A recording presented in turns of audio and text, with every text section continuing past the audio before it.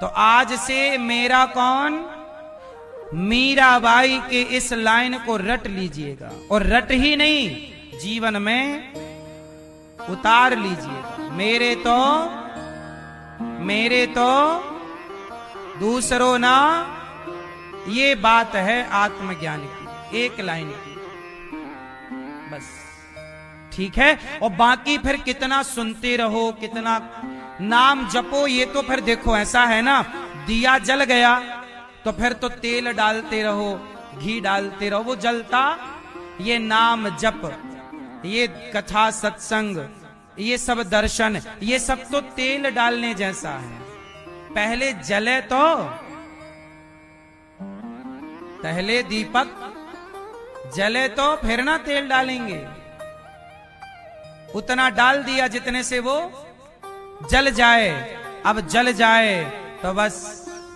मीराबाई ने सारी जिंदगी भगवान के सिवा किसी को माना हो, केवल मीरा ने कहा नहीं, जो कहा उस रास्ते पर। इसलिए भगवान मीरा को मिले। तो देखो, भगवान को पाने का सरल रास्ता ये है। बात समझ में आ गई? अब इसी रास्ते पर गोपियां चलती हैं। भरत जी इसी रास्ते, देखो आप पूरा भक्तों का इतिहास उठाओ। भरत जी किस रास्ते पर चले? भरत जी ने माता का त्याग कर दिया, अपनी मां का। भरत जी ने अपने सारे सुखों का त्याग कर दिया। राज सत्ता मिली तो राज सत्ता छोड़ दी, सब छोड़ दिया। पर क्या नहीं छोड़ा? मेरे तो भगवान को नहीं। लक्ष्मण जी ने सब छोड़ दिया, पत्नी, राजपाट, जबकि वनवास लक्ष्मण जी का छोड़ दिया। सब छूटे तो छूटे, भगवान ना छूटे, यही आत्मज्ञान है। हनुमान जी ने सब छोड़ दिया, किसे नहीं छोड़ा? भगवान को नहीं। हनुमान जी से राम जी ने कहा कि मैं भी आपको कहीं का राजा बना देता हूं, ले लो। क्या नहीं दे सकते थे राम हनुमान जी को? पर हनुमान जी ने लिया ही। बस यही सिद्धांत। गोपियां जब कृष्ण गए तो गोपियां तड़प रही हैं, रो रही हैं। भगवान के सिवा गोपियां किसी को नहीं, भगवान के सिवा गोपियां किसी 100 साल तक रोती रहीं, पर भगवान के अतिरिक्त उन्होंने मन किसी और में। यही है, इसलिए उन प्रेमी गोपियों के पास उद्धव जैसे ज्ञानी गए और गोपियों की चरण रज में लौट करके आ गए। उस ज्ञान के आगे उद्धव का ज्ञान टिका कहां? यही है आत्मज्ञान, यही है आत्मबोध। ये कौन सा है मेरी मां? क्या है ये? आत्मबोध। आज गोपियां भगवान को पकड़ने के लिए शिकायत करने गईं। मैया तेरे लाला ने आज चोरी करी है। मैया पकड़ के, क्यों रे लाला? तो चोरी करो वो सीख गए हो तैने? कहां चोरी करी, चल बता। सखी बोली, मैया मेरे घर में आए वो सबरो मक्खन खा जाए, तू ही बता। सबरो मक्खन खा जाए।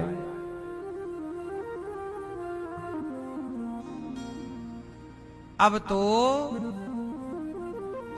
मैया बोली, लाला चोरी करेगो, लाला ब्याह ना होएगो तेरो। डराए वे लग गई मैया।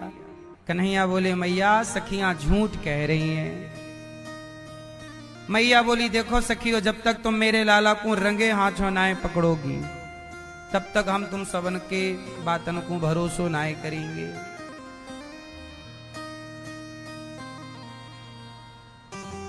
अच्छा, भगवान भी ना चोरी करने में माहिर हैं। एक बार इन्होंने एक भक्त को पिटवा दिया था।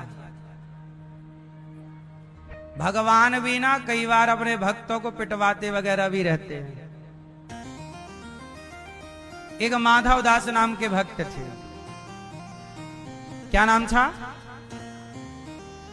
और वो रहते थे जगन्नाथ जी में, और जगन्नाथ जी से बड़ा प्यार करते।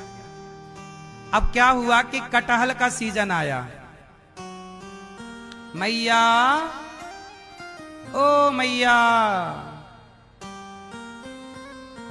घड़ी वड़ी हो गई, पूरे कपड़े लत्ते, अब मैया का बोरिया बिस्तर तैयार।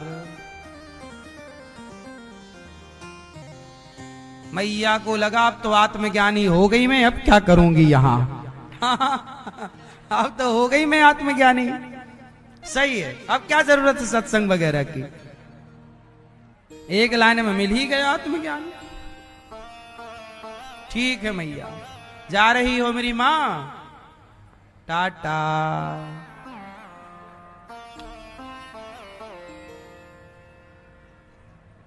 सुनो, एक बार क्या हुआ, कटहल का सीजन आया।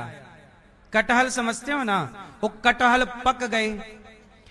अच्छा, कुछ जगह कटहल की सब्जी खाते हैं, सब जगह खाते हैं, लेकिन कुछ जगह पका हुआ कटहल खाने की भी परंपरा है। कटहल पक जाता है ना, तो पका हुआ कटहल मीठा लगता है, तो वो भी एक फल की तरह खाया जाता है। जैसे बिहार है, यूपी है और उड़ीसा तरफ ये सब खाने की परंपरा है। तो जगन्नाथ भगवान कटहल, एक वहां के राजा थे, राजा का एक बगीचा था कटहल का, तो कटहल के बगीचे में कटहल लगभग सीजन आ गया, पक गए। और जब पके तो जगन्नाथ जी ने माधवदास जी कहा, माधवदास जी कटहल महक रहे हैं अच्छे अच्छे, बहुत खुशबू आ रही है, चलो कटहल खाते हैं। तो माधवदास जी बोले कि अच्छा, कल आपको कटहल की सब्जी का कटहल लाएंगे और भोग लगाएंगे आपको, कल कटहल का भोग लगेगा आपको। भगवान बोले ऐसे थोड़ी भोग लगाना है, राजा के बगीचे में चलो अपन दो जन घुसते हैं। माधवदास जी बोले प्रभु हम हो गए हैं बुढ़े, यदि हम पकड़े गए तो हमें तो मार लगेगी, आप तो भाग जाओगे, और चोरी से क्यों खाना है। राजा तो, अच्छा माधवदास जी का चेला राजा था, माधवदास जी उस राजा के गुरु थे। बोले मैं अपने चेला को बोल दूंगा कि भाई हमारे भगवान जी को कटहल खाना है, तो आपके लिए जितने चाहिए आपको आ जाएंगे कल। भगवान बोले नहीं, आज रात का ही प्लान करो, चलो। जगन्नाथ जी, माधवदास जी बोले चलो। अब माधवदास जी और जगन्नाथ जी दो ही जनी चले, दोनों लोग चले, और वहां बगीचे में कटहल लगे थे। तो वहां पर द्वारपाल भी थे, मतलब कटहल की रखवाली, बगीचा बड़ा था तो द्वार पे द्वारपाल थे, कोई घुसे ना। तो भगवान बोले पीछे के रास्ते से, बारी बारी लगी थी कांटे वाटों की, हटाया। माधवदास जी रास्ता साफ करते जा रहे हैं, भगवान घुसते आ रहे हैं। अब एक बगीचे में घुसे, एक पेड़ पर बढ़िया कटहल लगे पके पके। भगवान बोले ऐसा है माधवदास जी, आप चढ़ जाओ पेड़ पर, मैं नीचे खड़ा हूं, मैं नीचे से पकड़ता रहूंगा, आप वो तोड़ तोड़ के जरा देना। अब जगन्नाथ जी नीचे खड़े हैं भगवान जी, और माधवदास जी को चढ़ा दिया पेड़ पर। और ये सच्ची घटना, ये भक्तमाल में पूरी कथा है, हमको यहां से नहीं सुना रहे हैं, ये घटी घटना जो भगवान अपने भक्तों के साथ लीला रचते हैं ना, उसकी एक घटना है ये। तो माधवदास जी खड़े हैं नीचे, अब भगवान खड़े हैं नीचे, माधवदास जी चढ़ गए पेड़ पर। अब कटहल तोड़ कर दिया, भगवान तो वहीं कटहल तोड़ कर खाने लग गए। हाँ बाबा बड़ा मीठा है, वो बगल वाला और अच्छा होगा, आओ बाबा वो बगल वाला। माधवदास जी बोले प्रभु चिल्लाओ मत, अपन चोरी से घुसे हैं, चोरी से चिल्लाओगे तो बगीचे का रखवाला आ जाएगा। भगवान बोले कोई बात नहीं, भगवान और चिल्ला रहे, कोई बात नहीं, आने दो, आप तो दो। हम माधवदास जी बोले पिटवाएंगे आप। अब भैया बगल वाला कटहल तोड़ कर दिया, भगवान उससे भी खाए और अपने ऐसे उसमें पल्लू में रखे, दुपट्टे में 2-3 कटहल रख लिए और भगवान बोले हाँ माधव दास जी थोड़ा और ऊपर चढ़ो, ऊपर वाला लगा है पका हुआ, वो और अच्छा महक रहा है। अब माधव दास जी को और ऊपर चढ़ा दिया, वो चिल्ला रहे हैं और ऊपर वाला। अब तो वो सुन लिया कि भाई धम धम की आवाज आ रही है, कोई चिल्ला रहा, बगीचे में कोई घुसा, चोरी हो रही है। अब सेना जो वहां के सुरक्षा कर्मी थे दौड़े, और जब दौड़े तो जगन्नाथ जी भाग गए। जगन्नाथ जी भाग गए और अपने मंदिर में जाके बैठ गए। अब माधव दास जी बोले हे भगवान, अब वो पेड़ पे छिपे रहे चुपचाप, क्या करें, बूढ़े जल्दी उतर नहीं सकते, ये तो छोटे भाग गए, वो तो बुढ़े। अब वो छिपे रहे। अब देखा तो वहां कटहल पड़े, खाए है ना वहीं पे कटहल पड़े। अब सुरक्षा कर्मियों ने देखा यहां वहां, लैंप जलाया और जैसे तैसे प्रकाश से देखा तो अच्छा वो चोर बैठा है वो।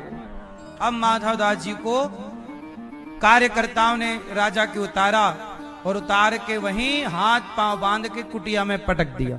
चोरी करते हो, चलो सवेरे राजा से बताएंगे। हाथ पांव पकड़ के बांधा और 3-4 जमाया। है बुढ़ा, बुढ़ापे में चोरी करता ले। अब कैसे बताएंगे, हमने नहीं किया, भगवान ने करवाई है। अब बंधे रहे, सवेरा हुआ तो सेना ने सवेरे राजा के द्वार पर हाथ पांव बांध के ले गए माधव दास जी को। और माधव दास जी को ले गए तो राजा ने देखा अरे तो हमारे गुरु जी हैं, सिंहासन से उतर के आए, प्रणाम किया, वो देखा तो गुरुजी के हाथ बंधे। कहा ये क्या हमारे गुरुजी को बांध रखा? तो वहां के सुरक्षा कर्मियों ने कहा महाराज ये आपके गुरुजी वहां कटहल चुरा रहे थे। तो राजा ने कहा गुरुजी आपको कटहल की जरूरत थी तो आप बोल देते। तब राजा से संत जी ने कहा कि महाराज जगन्नाथ जी को कटहल खाना था, उन्होंने कहा कि रात को ही चलना है, और हम आए, वो हमें ऊपर चढ़ाए पेड़ पर, खुद तो भाग गए, और उनकी इच्छा कटहल खाने की थी। ये सुनते ही राजा रोने लगा। राजा बोले गुरुजी आपने प्रभु को देखा इस तरह से, आज से वो पूरा बगीचा जगन्नाथ जी के नाम करता हूं। प्रभु यदि इस बगीचे में आए हैं और कटहल का भोग लगाए हैं तो आज से पूरा बगीचा जगन्नाथ जी का। वही माद अब कहने का तात्पर्य ये है कि भगवान इतने नटखट हैं कि अपने भक्तों का सम्मान भी कराते हैं और कभी 2-4 पढ़वाते भी हैं। इसलिए कहता हूं सम्मान मिले अपमान मिले, दोनों को भगवान का प्रसाद समझना चाहिए। दोनों को भगवान का क्या समझना चाहिए? क्या समझना चाहिए? ये प्रसाद है। कई बार आप लोग ना सम्मान तो अच्छे से स्वीकार करते हैं, पर कोई आपका अपमान कर दे तो बुरा लग जाता है। देखो हमारा अपमान कर दिया। सम्मान यदि मिल रहा है तो समझ लो ईश्वर की कृपा है, और अपमान मिल रहा है तो यह भी ईश्वर की विशेष कृपा है। अच्छा एक बात बताओ, सम्मान में खुश और अपमान में दुख, क्या ये लक्षण सही है? उत्तर दो। जो सम्मान में प्रसन्न रहे और अपमान में भी प्रसन्न रहे, जो हर परिस्थिति में हैप्पी रहे, खुश रहे, यही आत्मज्ञान है। हर हाल में खुश, हर हाल में ईश्वर की कृपा समझना। जैसे आपका फायदा हो रहा है बिजनेस में, फायदा हुआ तो आपने कहा बड़ी कृपा है, और जरा नुकसान हुआ तो आपको क्या लगा? अरे मैया हो गई पंचायत मेरी माँ। सुन लो। कई बार आपको लाभ हुआ तो आप मानते हैं बड़ी कृपा है, और जरा हानि हो जाए तो आप शिकायत करते हैं, भगवान हम तो तुम्हारी इतनी पूजा किए, हानि कैसे हो गई। जो हानि और लाभ दोनों में ईश्वर की मर्जी समझे, वही ना कृपा है। भक्त का लक्षण क्या है? भक्त का लक्षण ये नहीं है कि सुख में खुश रहे और समय बिगड़े तो रोने लग जाए। हर परिस्थिति में जो कृपा का अनुभव करे वही ना भक्त है। जो हर परिस्थिति में क्या करे? किसका अनुभव करे? हर परिस्थिति तो बदलेगी, अच्छा बुरा, 6 चीजें भगवान के हाथ में होती हैं। कितनी चीजें? अभी हम आपको बताएंगे कि 6 चीजें भगवान के हाथ में। फिर आपसे हम पूछेंगे कि आपके हाथ में क्या है, तो उत्तर देना है सबको। तैयार रखिएगा अपना आंसर। 6 चीजें भगवान के हाथ में है। कौन कौन सी? गिनो। हानि, बोलो हानि, लाभ, जीवन, मरण, यश, अपयश। यश मतलब नाम, अपयश मतलब बदनाम। यश, अपयश। हानि, लाभ, जीवन, मरण, यश और अपयश, ये 6 चीजें किसके हाथ में है? अब बताओ आपके हाथ में क्या है? क्या? कर्म। मैया ने बता दिया, बहन ने कर्म। आप बताओ क्या? आपके हाथ में क्या? क्या आपके हाथ में क्या है? हाँ, सही कहा। हमारे और आपके हाथ में कर्म ही है। उन्होंने सही कहा। हम आपके हाथ में क्या है? भगवान कहते हैं गीता में, तू कर्म कर, कर्मण्येवाधिकारस्ते मां फलेषु कदाचन।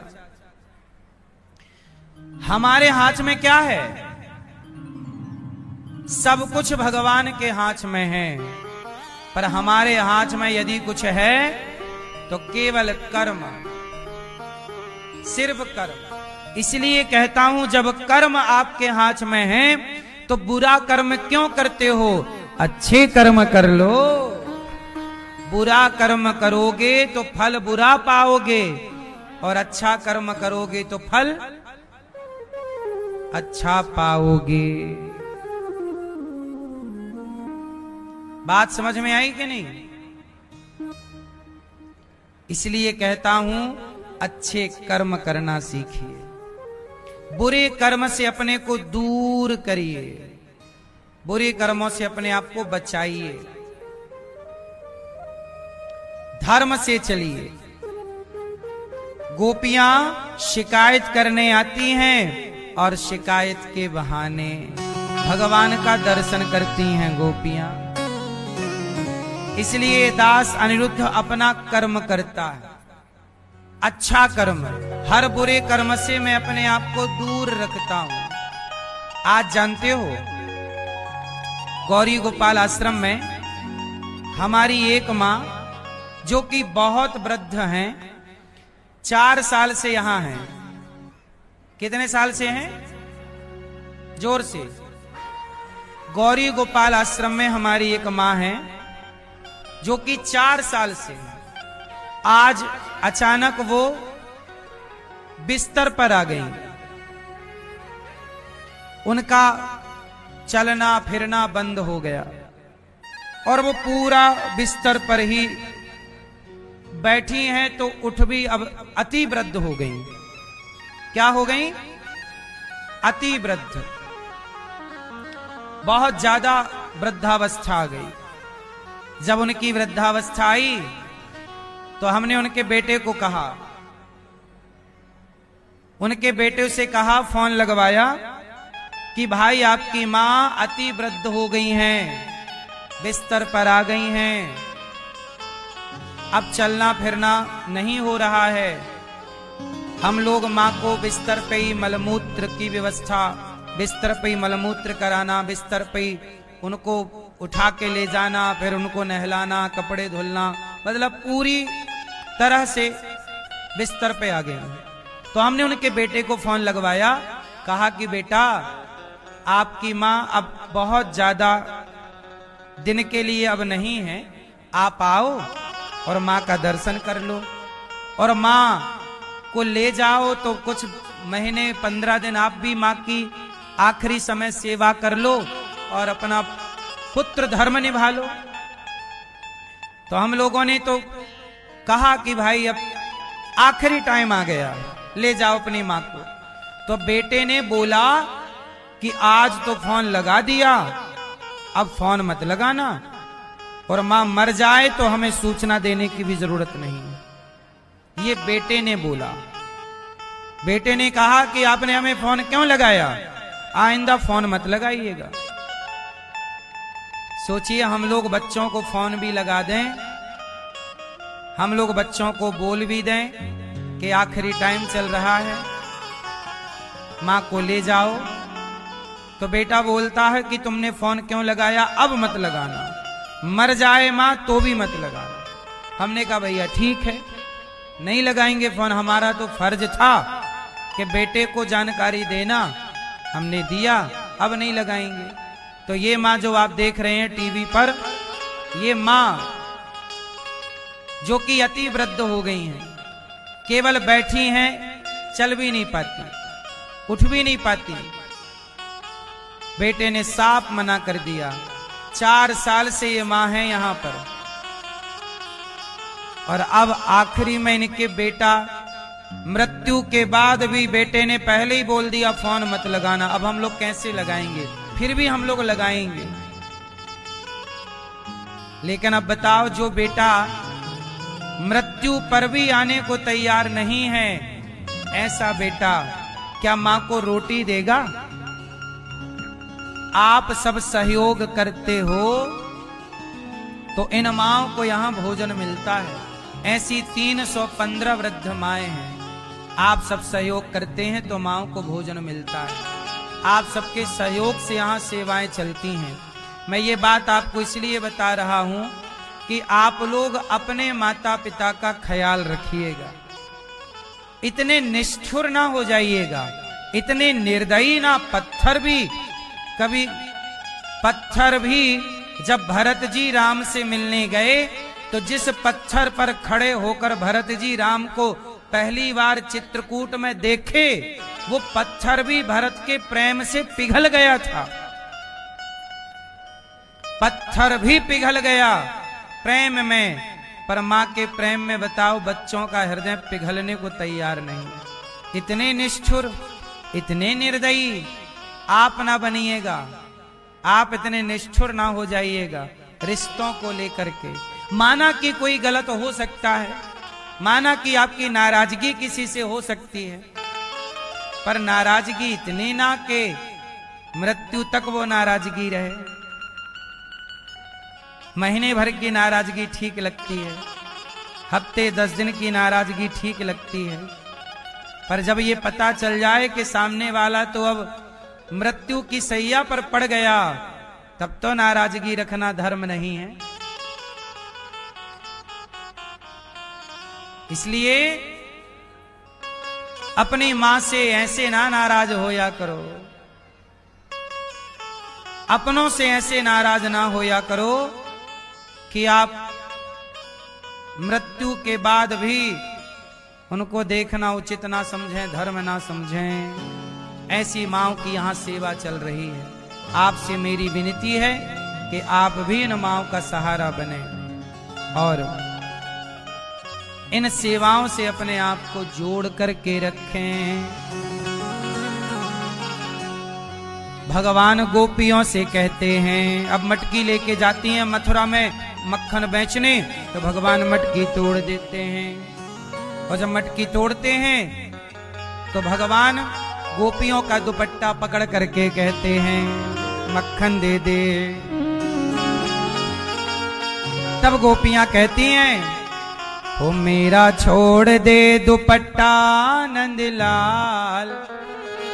कन्हैया कहते नहीं मैं दुपट्टा नहीं छोड़ूंगा, तुम मुझे मक्खन दो। ओ मेरा छोड़ दे दुपट्टा नंदलाल, सवेरे दही लेके आऊंगी। सवेरे तेरे लिए क्या लाऊंगी? दही लाऊंगी, मक्खन लाऊंगी। तुझे क्या चाहिए? मक्खन खाना। अच्छा दही पिला चल। अभी तो मैं मथुरा जा रही हूं। भगवान ने मटकी दुपट्टा पकड़ लिया। सखी बोली छोड़ कन्हैया, तेरी मैया से शिकायत करूंगी। कन्हैया ना छोड़े तो गोपियां क्या कह रही हैं? कन्हैया से गोपियों की मीठी जो नौक झोंक हुई, उसका जरा प्यार से भाव भरा भजन सुनिएगा।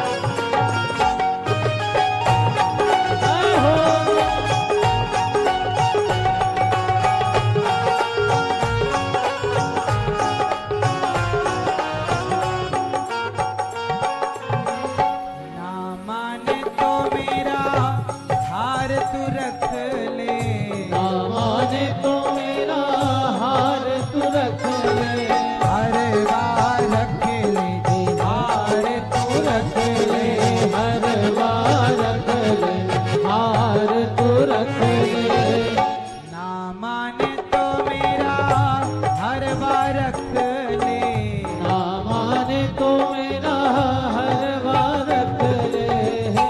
या मैं हीरे हो या मैं हीरे जड़े हैं हजार, सवेरे दही लेके आऊंगी। हो या मैं हीरे जड़े हैं हजार, सवेरे नहीं लेके आऊंगी। छोड़ दे दुपट्टा नंदलाल, सवेरे दही लेके आऊंगी। ओ मेरा छोड़ दे दो मकान नंदलाल, सवेरे दही लेके आऊंगी। जय हो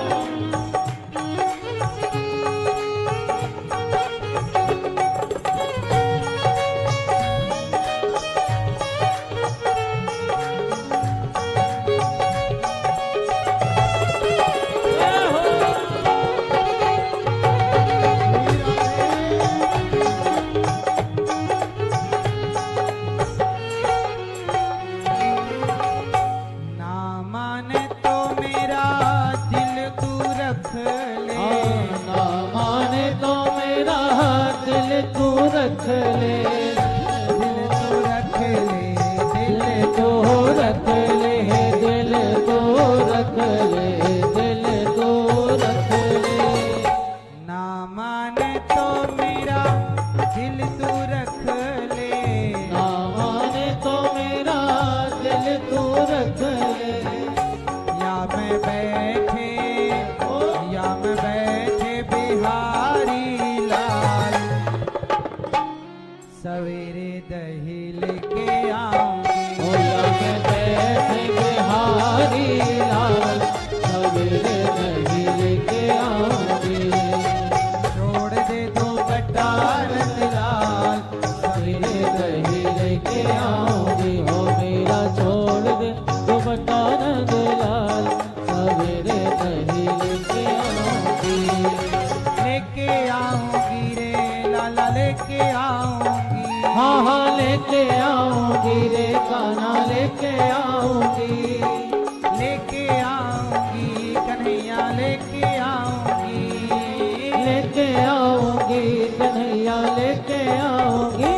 मेरा छोड़ दे, हो मेरा छोड़ दे, हो मेरा छोड़ दे दुपट्टा नंदलाल, सवेरे दही लेके आऊंगी। मेरा छोड़ दे दुपट्टा नंदलाल, सवेरे दही लेके आऊंगी। ओ मेरा छोड़ दे दुपट्टा नंदलाल, सवेरे दही लेके आऊंगी। मेरा छोड़ दे दुपट्टा नंदलाल, सवेरे दही लेके आऊंगी।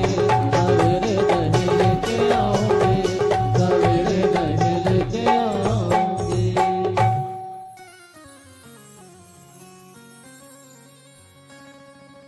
ओ मेरा छोड़ दे दुपट्टा नंदलाल, सवेरे दही लेके आऊंगी।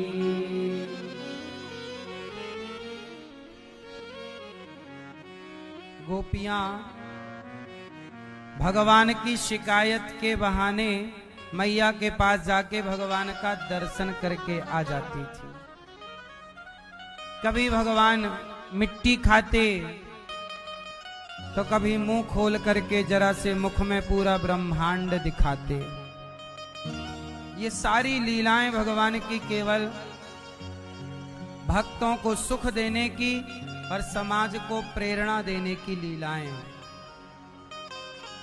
परीक्षित जी ने कहा कि यशोदा मैया ने कौन सा पुण्य किया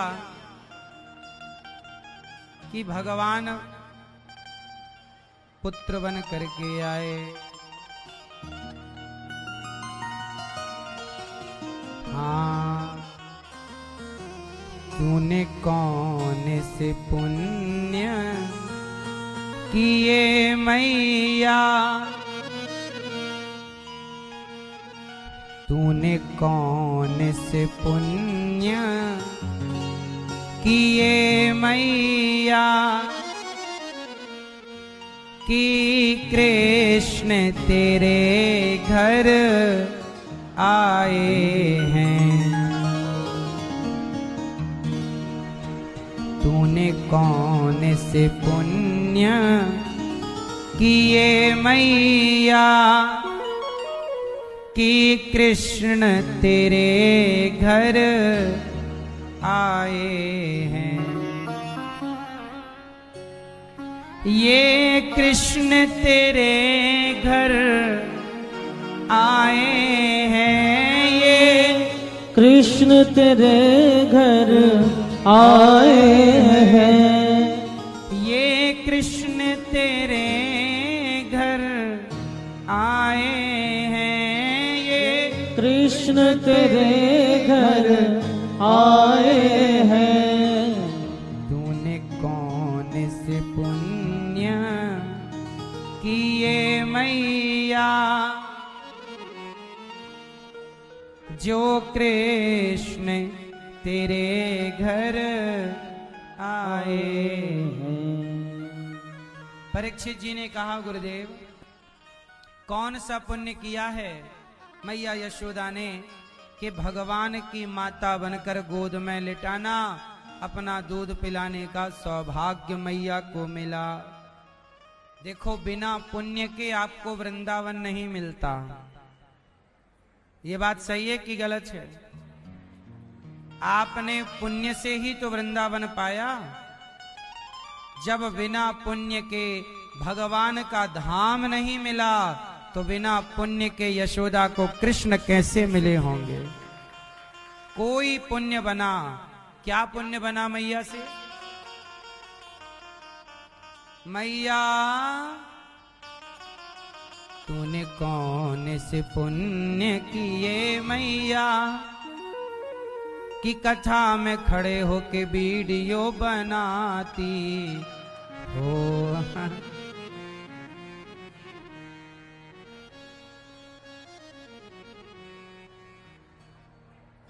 शांति से बैठो मेरी माँ। परीक्षित जी ने कहा कौन सा पुण्य है ये?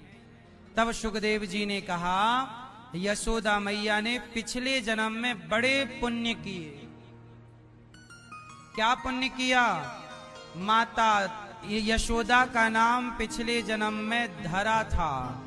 क्या नाम था इनका? धरा नाम की एक स्त्री जो रोज जंगल जाए, जंगल से लकड़ी लाए, बाजार में बेचे, जो पैसा मिले उससे माता धरा साधु संतों की सेवा करती और सेवा के बाद कोई कामना नहीं थी, मतलब निष्काम सेवा। कैसी सेवा? संतों की सेवा। अच्छा एक बात बताओ, सेवा का फल मिलता है कि नहीं? कई बार आप लोग कहते हैं कि हम सबके साथ अच्छा करते हैं, हमारे साथ बुरा होता है। ये सवाल बहुत लोग करते हैं। आप में से भी बहुत लोगों का ये सवाल हो सकता है, हमने सबके साथ अच्छा किया पर हमारे साथ। अच्छा इसका मूल कारण क्या है? एक्चुअली क्या है कि आप सबके साथ अच्छा करते हैं और आपने जिनके साथ अच्छा किया है आप उम्मीद उन्हीं से करते हैं कि हमने आपके साथ अच्छा किया है तो आप भी हमारे साथ। ये उम्मीद जो आप करते हैं ये उम्मीद गलत है। जब सबके साथ आप अच्छा करते हैं तो आपने जिनके साथ अच्छा किया है वो भूल जाएंगे कि आपने उनके साथ अच्छा किया है। और मैं तो कहता हूं कि आप सबके साथ अच्छा करो और आप भी भूल जाओ। और आप जब अच्छा करेंगे तो सामने वाला व्यक्ति आपके साथ अच्छा नहीं, जो सबके साथ अच्छा करता है उसके साथ भगवान अच्छा करते हैं। अच्छे का फल व्यक्ति देता है कि भगवान? लेकिन आप तो व्यक्ति से उम्मीद करते हैं कि हमने तेरे साथ अच्छा किया तू भी हमारे साथ। नहीं, सांप को कितना दूध पिलाओ पर जब मौका मिलेगा तो वो डस के जहर ही उगलेगा। ये उसका स्वभाव है। आप कितना भी अच्छा करना किसी के साथ, 100 अच्छाई करना, और एक गलती यदि आपसे हो जाए तो वो व्यक्ति आपके 100 अच्छाई को भूलकर एक गलती के ताने सारी जिंदगी मारेगा। तुमने ये गलती की, तुमने ऐसा किया। दुनिया आपकी बुराई याद रखती है, अच्छाइयों को भूल जाती है, और भगवान आपकी अच्छाइयां याद रखते हैं, बुराइयां भूल जाते हैं। इसलिए आप अच्छा करते चलो सबके साथ, और ये उम्मीद मत करो कि व्यक्ति अच्छा करेगा। जब आप सबके साथ अच्छा करते हैं तो आपके साथ कौन अच्छा करेगा? उम्मीद सामने वाले से नहीं कीजिए।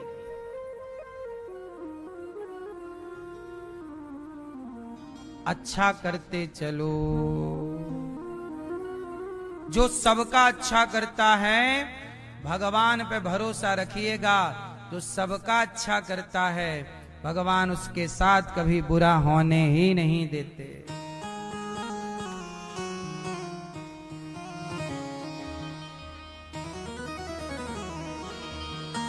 माता यशोदा सारे संतों की पिछले जन्म में धरा थी, और आपने खूब सेवा सेवा इतनी की कि सेवा के कारण भगवान इनसे प्रभावित हो गए।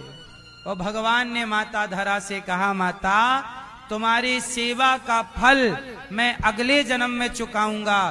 तुम्हारा बेटा बनकर तुम्हारा दूध पी करके तुम्हारी सेवा का फल चुकाऊंगा। जब आप सेवा करते हैं तो आपकी सेवा का ऋणी कौन होता है?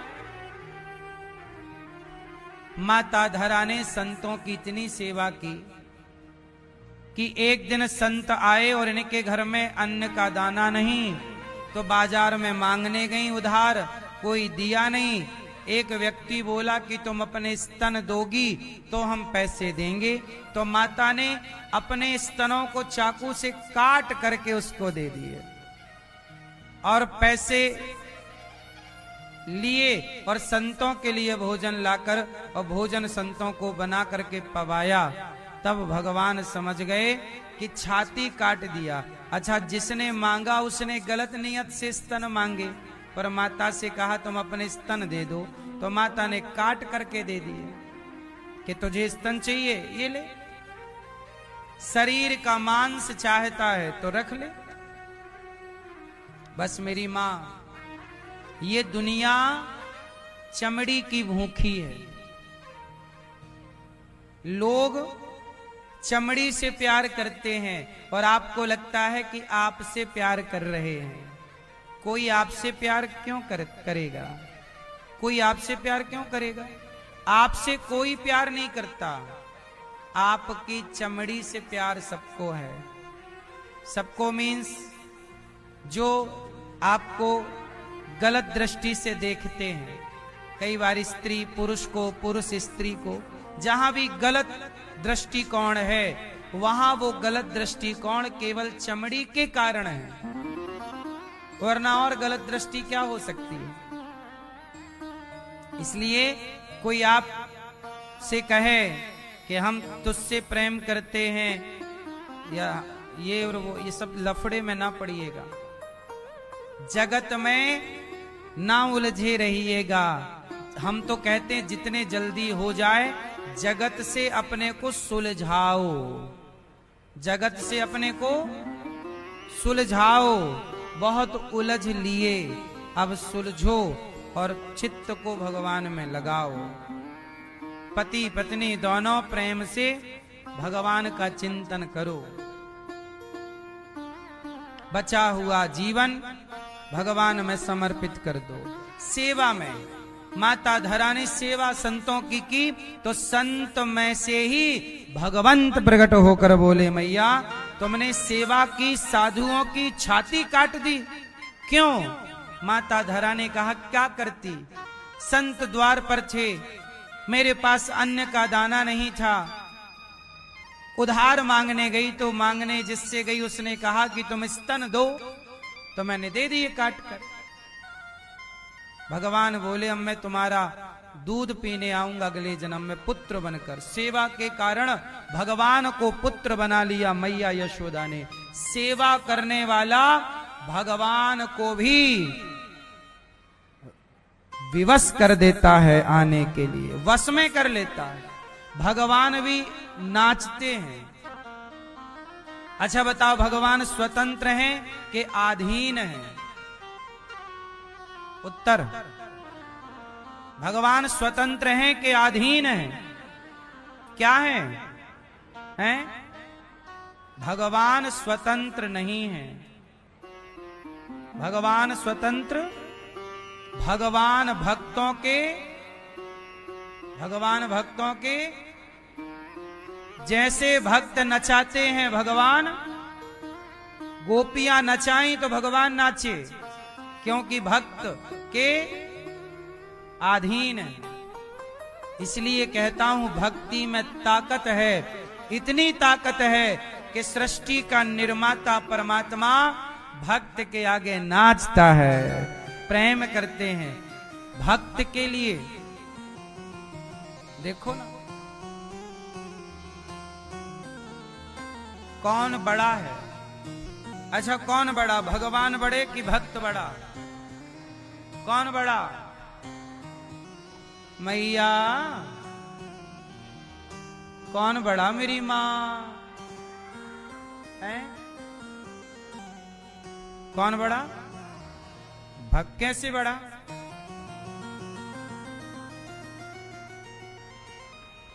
एक बार धरती बोली मैं बड़ी, मैं ही बड़ी सबको थाम रखती हूं। धरती बोली मैं बड़ी, तो शेष भगवान बोले, शेष नांग भगवान तू बड़ी तो मेरे सिर पे काहे पड़ी? मैं बड़ा। शेष नांग भगवान बोले मैं बड़ा, तो शंकर जी बोले तुम बड़े तो मेरे गले में क्यों पड़े? शंकर जी बोले मैं बड़ा हूं। शंकर जी बोले मैं बड़ा, तो कैलाश बोला आप बड़े तो मेरे ऊपर क्यों खड़े? मैंने आपको थामा है। कैलाश बोला मैं बड़ा।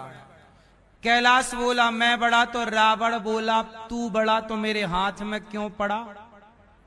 कैलाश पर्वत को उठा लिया ना एक बार रावण ने। रावण भी कम थोड़ी था, उठा लेता अपने प्रभु को। रावण बोला मैं बड़ा। रावण बोला मैं बड़ा, तो बाली बोला कि तू बड़ा तो मेरे कांख में कैसे पड़ा?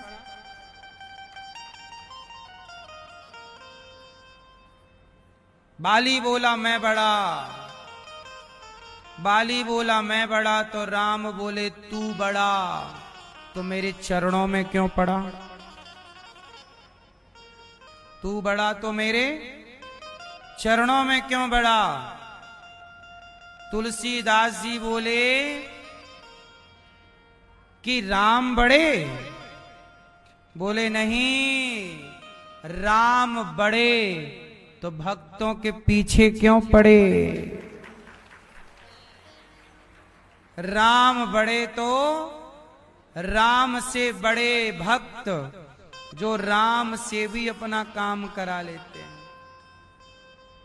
भगवान को भी नचाने वाला कौन?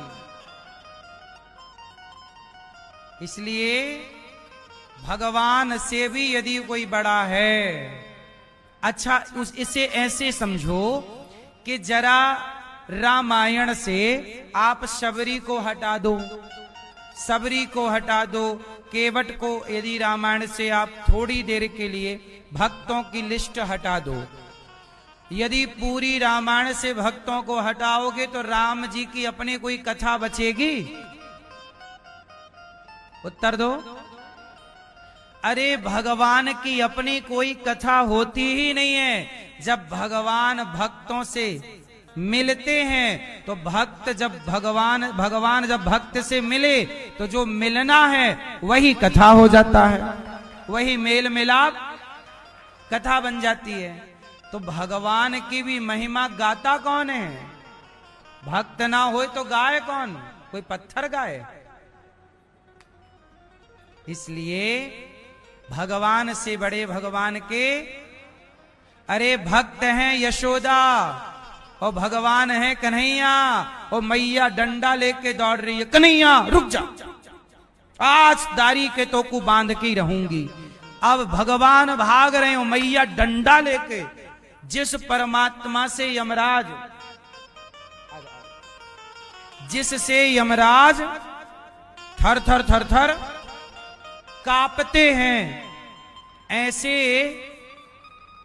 ऐसे भगवान, जिन भगवान से कौन कांपता है, यमराज भी थर थर कांपे, ऐसे भगवान मैया से, मैया मैया मत मारियो, मैया मत मारियो।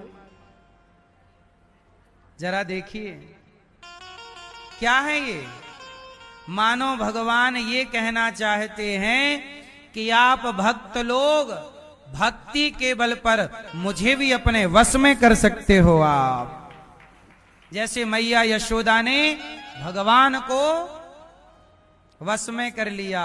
सबका पेट कौन भरता है, जोर से, भगवान, पर उन भगवान का पेट मैया यशोदा भरती है अपना दूध पिलाकर। बोलो हाँ। अच्छा ये बताओ, आपको भी मैया यशोदा बनना है, हाँ या ना? आप भी अगले किसी लीला में आप भी मैया यशोदा बन जाना। भगवान की लीलाएं तो सदा होती हैं, भगवान की लीलाएं तो चलती रहती हैं। आज यहां लीला पूरी हुई, कल वहां लीला शुरू हुई, इस लोक में खत्म हुई, उस लोक में चालू हुई।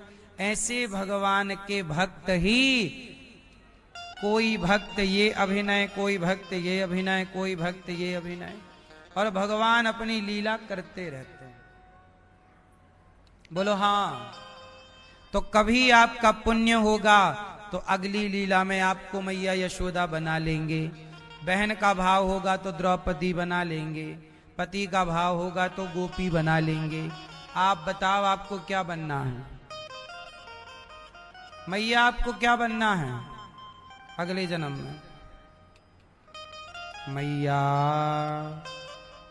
आप क्या बनना चाहोगी अगले जन्म में?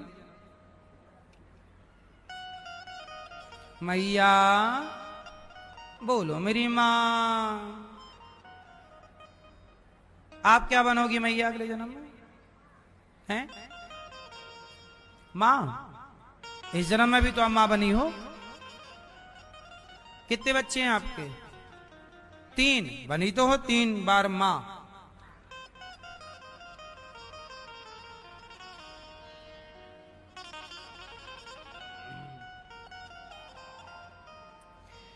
मां मैया यशोदा ने सेवा के बल पर भगवान को जीत लिया, प्राप्त कर लिया। आज मैया उखल से बांध रही है, बांध दिया उखल से। किससे बांध दिया? एकदा गृहदासीसु यशोदानंद गेहनी कर्मांतर नियुक्तासु निर्ममंथ स्वयं दधी। आज भगवान ने, मैया यशोदा दही मंथन कर रही हैं और लाला को दूध दही मक्खन खिलाना चाहती हैं। बच्चे को ले जाओ भैया, थोड़ा घुमा फिरा लाओ, बच्चों को घुमाते रहो। हैं ए लाला, घुमाओ बच्चों को।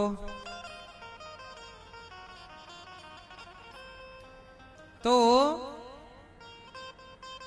एक दिन मैया दही का मंथन कर रही थी। कन्हैया बोले कि हमें मक्खन दूध पीना है। मैया बोली मक्खन खाना। जिद करने लगे, मथानी पकड़ ली, तब मैया ने दूध पिलाया। चूल्हे पे चढ़ा दूध उफनने लगा तो मैया उतारने गई तो भगवान ने सारी मटकियां तोड़ दी। आज मैया भगवान पे लाठी लेके दौड़ी, आज दारी के तो को पकड़ के बांधूंगी। और पकड़ लिया मैया ने, उखल से बांधा तो 2 अंगुल रस्सी कम पड़ गई। उखल से बांधा तो मैया की 2 अंगुल रस्सी, भगवान बंधन। अच्छा, भगवान को आप बांधना चाहते हैं? भगवान को जरूर बांधिएगा। भगवान प्रेम के बंधन में बंधते हैं, आप बांधिए तो सही। मैया ने बांधा पर 2 अंगुल रस्सी कम पड़ गई। अच्छा, भगवान को बांधना है तो कुछ काम करना पड़ेगा। क्या काम करना है? 2 चीजें छोड़ दीजिएगा। मैया आप लोग 2 चीजें छोड़ सकती हो? छोड़ बताऊं क्या क्या? आप लोग 2 चीजें छोड़ दीजिए, आपको भगवान मिल जाएंगे। क्या? पहला, अहंकार। क्या छोड़ दीजिए? क्या छोड़ दीजिए? अभिमान, अहंकार, एटीट्यूड, ईगो, घमंड। अपने भीतर का अहंकार, घमंड छोड़ दीजिएगा। क्या छोड़ देना है? घमंड छोड़ दीजिएगा। घमंड नहीं करना चाहिए। क्यों, आप लोग करते हो कि नहीं? किसी वस्तु का, किसी व्यक्ति का, किसी पद का, पैसे का घमंड नहीं करना चाहिए, क्योंकि सत्ता, संपन्नता और सुंदरता, ये तीनों सदा नहीं रहती। सत्ता सदा नहीं रहेगी, है ना? संपत्ति सदा, जो सदा नहीं रहेगी उसका घमंड हम क्यों करें? उसका घमंड हम क्यों करें? सुंदरता सदा ना। इसलिए भगवान को पाना है तो अपने भीतर के अभिमान को मिटा दीजिएगा और शून्य हो जाइएगा।